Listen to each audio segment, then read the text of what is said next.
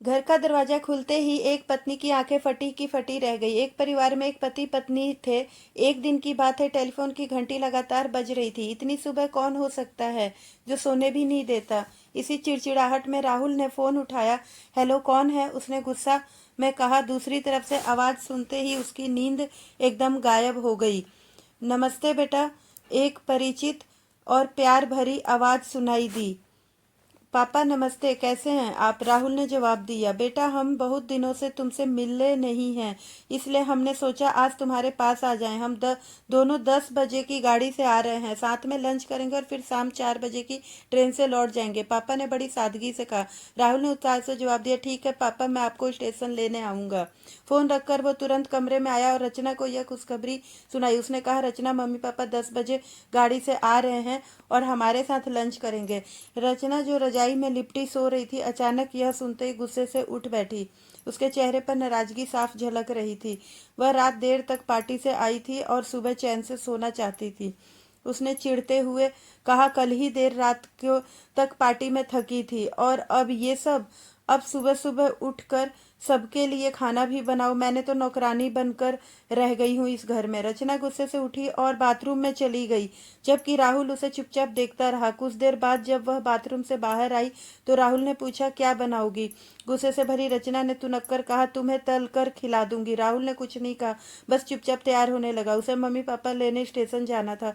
थोड़ी देर बाद राहुल ने रचना से कहा, मैं स्टेशन जा रहा हूँ मम्मी पापा को लेने, और वह घर से निकल गया। रचना का गुस्सा अब भी कम नहीं हुआ था। वह बड़बड़ाते हुए रसोई में खाना बनाने लगी, बिना किसी ध्यान दाल सब्जी में नमक और मसाले डालती रही। उसे यह भी नहीं परवाह थी कि खाना ठीक से बन रहा है या नहीं। उसने मन में बस एक ही बात थी कि उसकी नींद खराब हो गई और अब उसे खाना बनाना पड़ रहा है। पराठे तलते हुए वह सोच रही थी कि यह सब जल्दी खत्म हो जाए ताकि वह आराम कर सके। खाना बनाकर वह नहाने चली गई, नहाकर निकली और फिर सोफे पर बैठकर अखबार पढ़ने लगी। उसके मन में बस यही चल रहा था कि मम्मी पापा आए, जल्दी से खाना खाएं और फिर वापस चले जाए ताकि वह चैन से सो सके।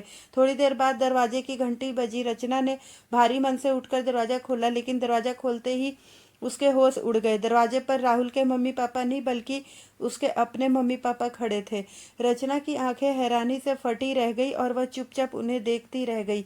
मम्मी ने आगे बढ़कर उसे हल्का सा झिंझोड़ा और कहा, क्या हुआ?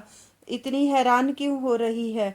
क्या राहुल ने तुम्हें बताया नहीं था क्या कि हम आ रहे हैं? रचना की जैसे नींद से जागी और उसने धीरे से कहा, नहीं मम्मी, इन्होंने बताया था कि। लेकिन फिर वह झेपते हुए बोली, अंदर आइए ना। राहुल इस हंसते हुए यह सब देख रहा था। थोड़ी देर इधर उधर की बातें होने लगी। सबने साथ बैठकर बातें की। थोड़ी देर बाद रचना के पापा ने मजाकिया अंदाज में कहा, रचना, गप्पे ही मारते रहोगी या कुछ खिलाएगी भी? यह सुनकर रचना के पसीने छूटने लगे। उसे समझ नहीं आ रहा था कि वह क्या करे। उसने अधपके और जले हुए खाने को ही परोसना पड़ा। मम्मी पापा ने खाना शुरू तो किया, लेकिन उनके चेहरे पर एक प्रश्न चिन्ह था।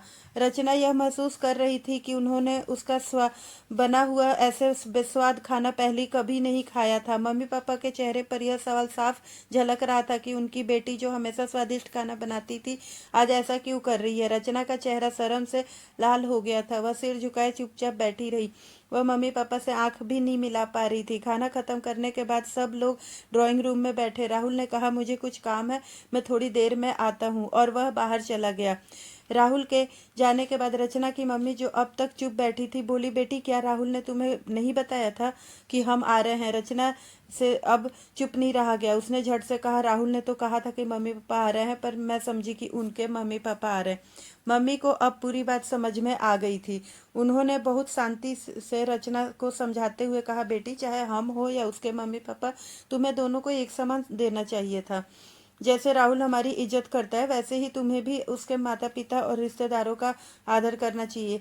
रिश्ते कोई भी हो, मायके या ससुराल के, उनके फर्क नहीं करना चाहिए। हर रिश्ता महत्वपूर्ण है।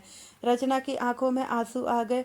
उसे अपनी गलती का एहसास हो चुका था और वह खुद को बेहद शर्मिंदा महसूस कर रही थी।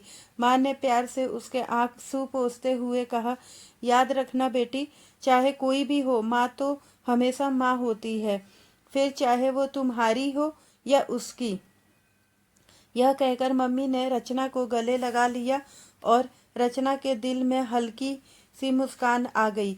उसे अब समझ में आ गया था कि ससुराल के रिश्ते भी उतने ही महत्वपूर्ण हैं जितने मायके के। वह मन ही मन यह कसम खा चुकी थी कि अब से वह हर रिश्ते को सम्मान और प्यार देगी, जैसे उसे उसकी मम्मी ने सिखाया था। इसी छोटी सी घटना ने रचना को यह सिखा दिया कि रिश्ते आपसी प्यार और सम्मान से ही मजबूत होते हैं। उसी दिन से रचना ने तय किया कि उसके सास ससुर भी माता पिता समान ही है। दोस्तों, कहानी पसंद आई हो तो